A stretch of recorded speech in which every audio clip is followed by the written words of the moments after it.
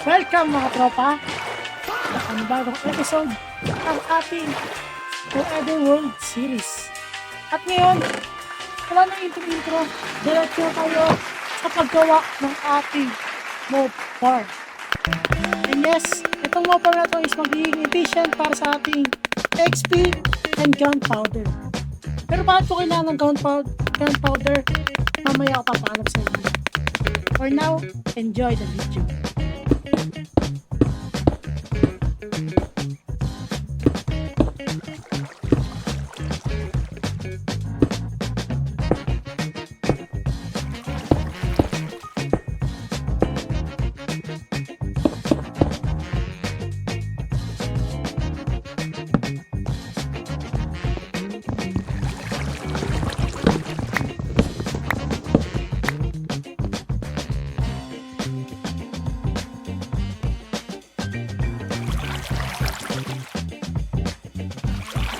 Kasi nag-build ako sa Y180 para ngayon yung mob top hindi mababa at walang masyadong maka-interfere sa ating mob farm. Ito naman ay ginagawa ko ng ating parang sorting system na kung saan para pagka yung mga mobs ay nag-overflow hindi tayo maano ng system, kumbaga hindi tayo maano na hindi natin kailangan malagi mag-correct sa chest, automatic sorting na talaga siya.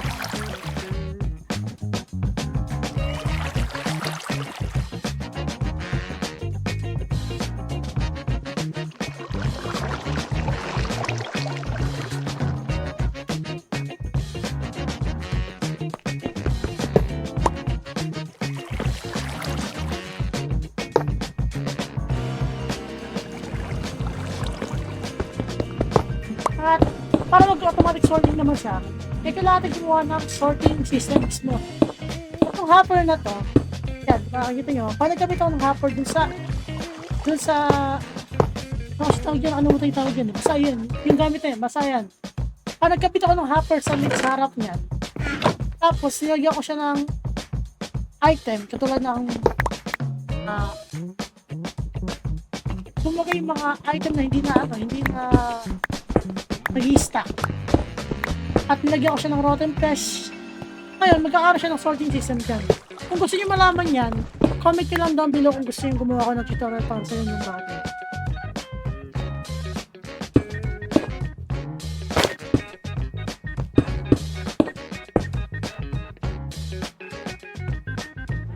Ayan, as you can see, naglagay ako ng mga ng munggo. Tinawag ko siya munggo para ngayon hindi siya mag-stack. Tapos nalagyan ko siya na ngayon ng mga rotten flesh at kung ano yung gusto ko mapuntang item doon. Kahit kapag nagkaroon na siya ng enough item na rotten flesh or bones, magdi-display siya ngayon sa baba. Mapupunta sa pinakababa, pupunta sa chest. And ngayon, ito na, ginagawa ko na mismo yung ating mob farm. Nasa ngayon, magamit ko na agad siya at makapag-XP na agad ako. At marami na rin tayong gunpowder, bones, arrows, at rotten flesh na pwede ko pang trade. Diba? Efficient na efficient talaga.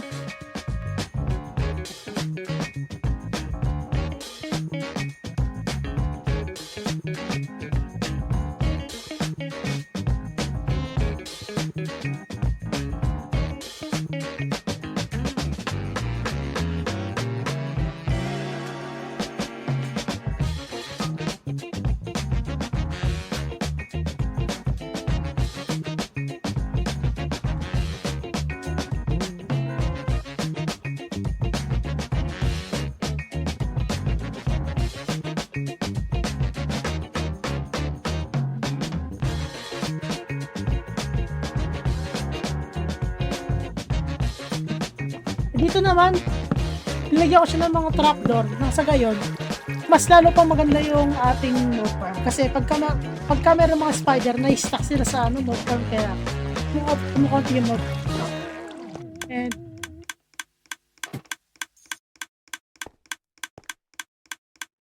tapos na ang ating mob farm. Subukan na lang natin ngayon. Tingnan natin kung marami tayong makuha sa loob niya sa siguro mga 30 minutes. In less than 30 minutes, tingnan natin kung gano'ng karami yung makuha natin.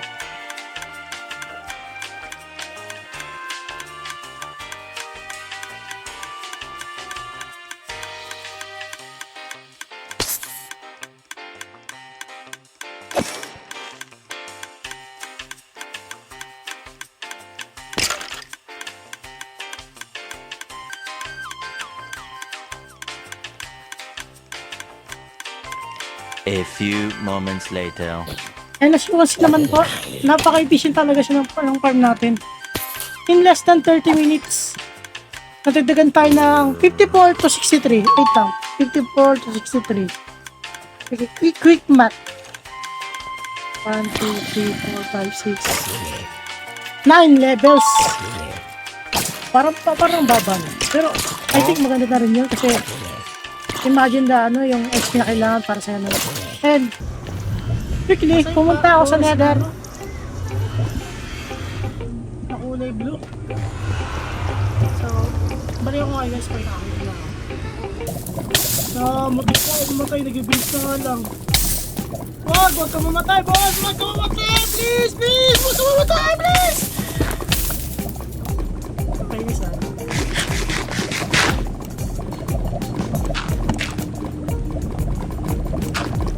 At pala, dala ako sa Dell. Ay, di ko rin pala makakontrol kasi media pala nila ano. Yo! Sa wakas, nasa Nether na ako.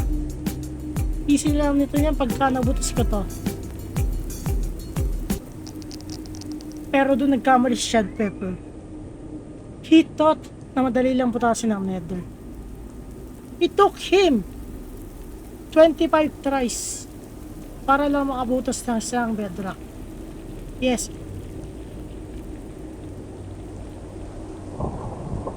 And by the way, itigata kayo bakit wala na akong levels. Ito yung nangyari. Flashback. Bujang nga.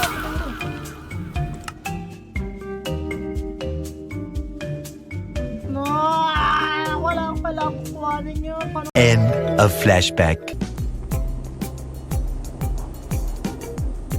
So yeah, yun yung nangyari. Pero, ito, subukan natin butasin ng Nether. First try yan, butas na yan.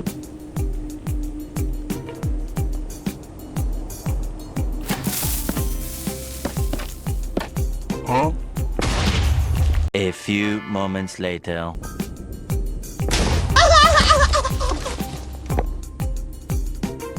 2 hours later.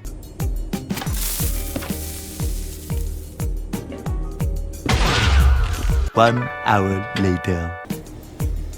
Sawa kahamas! After ilang tries, nagawa ko rin, boy! Sa wakas! Nakabot ako dito na napakarami taon. I would like to thank my parents for this opportunity. I would like to thank my mama for giving birth to me. I would like to thank my papa for giving birth to, for taking care of me. I would like to thank my teachers. I would like to thank my friend. All of the people who supported me in this moment. In this cherished moment that I knew I could break this bedrock. Napahapon ka lang. Sa wakas.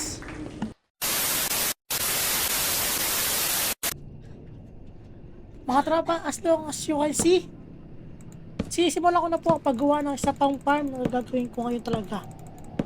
Itong farm na to will provide us with food and the material I need to become what we call this, to become unbeatable.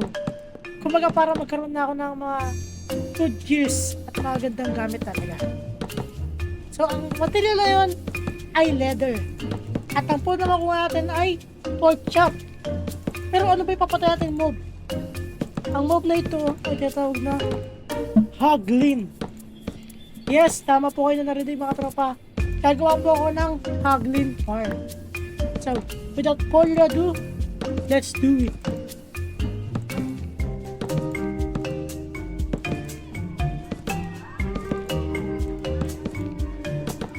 A few moments later. Bale yung mangyayari niyan, dahil nga meron tayong light level na mataas, marami mag-i-spawn dito na Hoglin. And dahil yung Hoglin, takot sila sa ganitong mga ito, takot sila sa ganyan. Pag ganyan lang, magkatago sila sa gitna. And sa gitna naman, meron tayong trapdoor para mahulog sila doon sa killing shiver na gagawin natin. Which is gagawin natin yung kita nyo lang mga tropa, hindi pa maayos yung farm pero ginagawa natin. Nagawa pa ako ng electric area pero hindi ko na makuha itong mga building ito. Ano kaya ito? Pagka na ano ito? Mamamatay ba sila sa ano? Wait, connect the guy dude.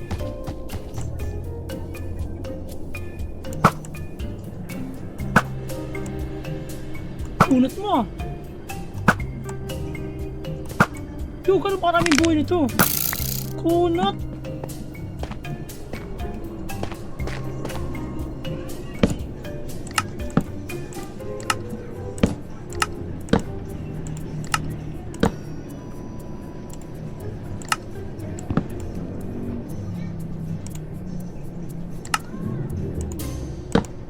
Okay. Sobrang na pala ngayon. 1 hour later.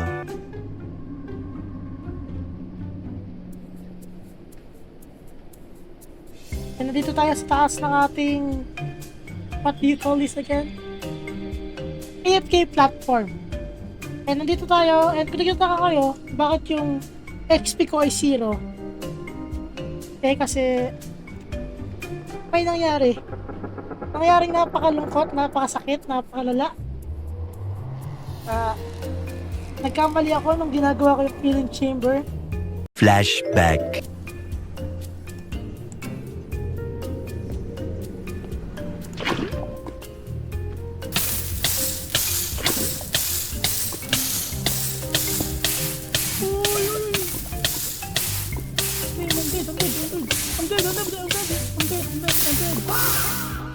Yo! Nasunog! Ang bobo ko to! Sa part na yun! Ang tanga! Yo! End of flashback.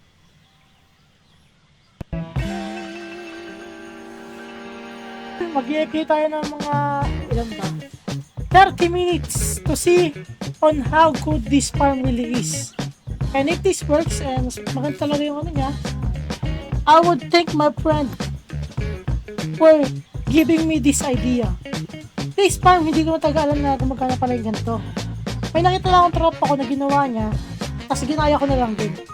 Pero hindi ko ginaya yung design niya, kumbaga inaral ko paano gumagana yung design, tapos gumawa ako ng sarili kong design. And let's see.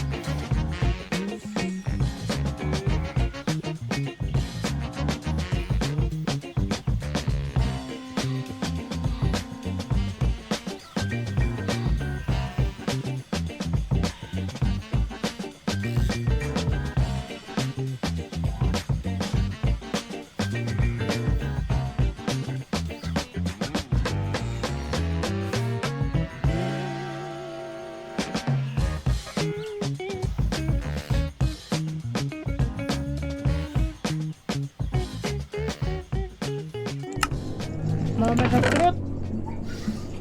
Ang sarap. Ang sarap, boy. Bro, pinapatang sa house ni JK.